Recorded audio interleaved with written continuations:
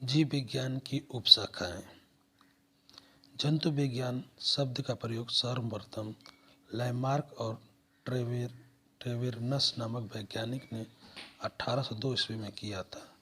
अरस्तु को जंतु विज्ञान तथा जीव विज्ञान का जनक यदि फादर ऑफ जूलॉजी माना जाता है। थियोफेस्टस को वनस्पति विज्ञान का जनक माना जाता है। जीव विज्ञान की उपशाखाएं। जेरेंटोलॉजी अर्थात जिसमें हम मनुष्य में बुढ़ापा और बुढ़ापा कारकों का अध्ययन करते हैं। पेडोलॉजी इसमें मृदा स्वायल मृदा निर्माण इत्यादि का अध्ययन करते हैं। लिथोट्रिप्सी इसके अंतर्गत गुर्दे पित्ताशय मूत्राशय थैली आदि में स्थित पथरी को तोड़कर मरीज का इलाज किए जाने का अध्ययन करते हैं। एग्रोस्ट्रोलॉजी इसके अंतर्गत घासों का अध्ययन किया जाता है। बायोमेट्री इसके अंतर्गत गणित एवं सांख्यिकी की तकनीकी द्वारा जीव विज्ञान का अध्ययन करते हैं। बायोनिक्स इसके अंतर्गत जैविक जगत के गुणों सिद्धांतों के प्रयोग द्वारा आधुनिक उपकरणों एवं अभियांत्रिक तंत्रों का निर्माण करना। बायोनॉमिक्स इसके अंतर्गत जीवधारियों के वातावरण के साथ संबंध का अध्ययन करते हैं। कांकोलॉजी इसके अंतर्गत मोलास्का के खोलों अर्थात सेल्स का अध्ययन करते हैं। इथियोलॉजी के अंतर्गत मानव सहित सभी जंतुओं के व्यवहार का अध्ययन करते हैं। जेनेटिक्स इसके अंतर्गत जीवधारियों में आनुवंशिक लक्षणों और उसके वंशागति का अध्ययन करते हैं। इक्थियोलॉजी के अंतर्गत मत्स्य की संरचना कार्यकी इत्यादि का अध्ययन करते हैं। पैनिलोलॉजी के अंतर्गत विभिन्न प्रकार के परागकणों का अध्ययन करते हैं। पैरासाइटोलॉजी के अंतर्गत परजीवी जीवों का अध्ययन करते हैं। एंटोमोलॉजी के अंतर्गत कीटों का अध्ययन करते हैं। फ्रेनोलॉजी के अंतर्गत कपाल गुहा की संरचना के आधार पर मस्तिष्क के विभिन्न भागों की क्रियाशीलता तथा अध्ययन करते हैं। मेलाकोलॉजी के अंतर्गत मोलास्क का अध्ययन करते हैं। ऑन्कोलॉजी कैंसर संबंधी अध्ययन किया जाता है।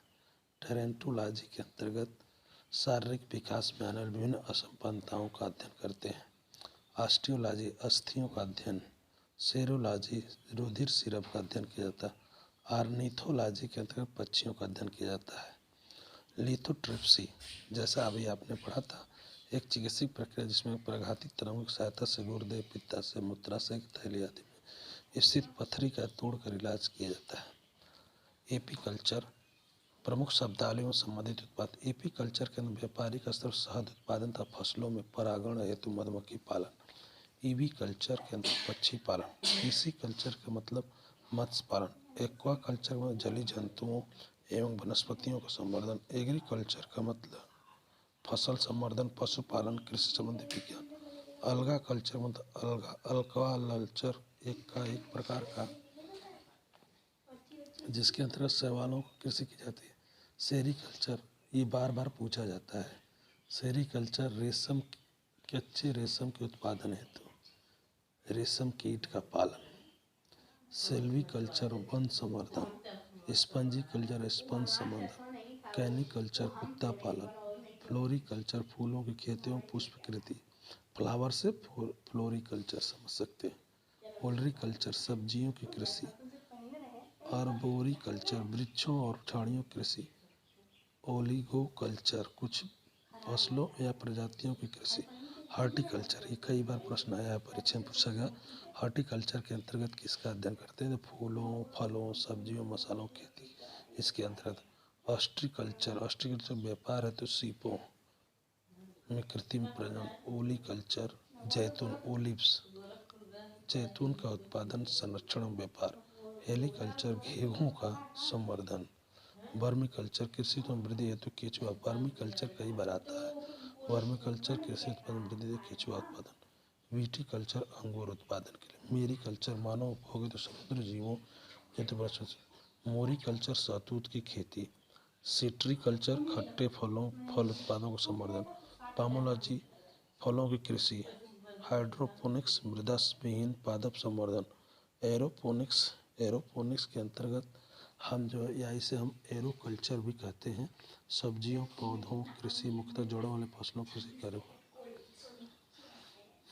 जैव विकास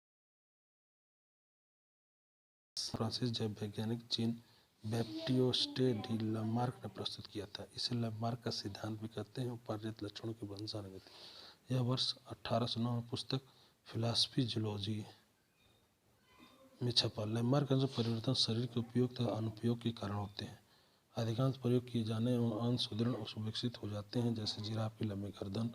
कम उपयोग वाले अंग निष्क्रिय धीरे धीरे लुप्त, जैसे सर्पों में टांगों का अभाव हमारे शरीर के अवशेषीय अंग। डार्विनवाद इंग्लैंड के जैव विकासविद चार्ल्स डार्विन द्वारा प्रस्तुत किया गया था। डार्विनवाद को प्राकृतिक वर्ण थ्योरी ऑफ नेचुरल सिलेक्शन भी कहते हैं।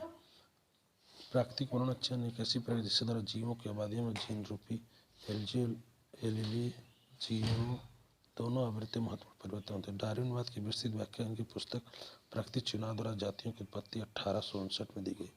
डार्विन का प्राकृतिक वर्णवाद, overproduction, struggle for existence and variation तथा सर्वाइवल ऑफ द फिटेस्ट इन चीज़ों पर आधारित था।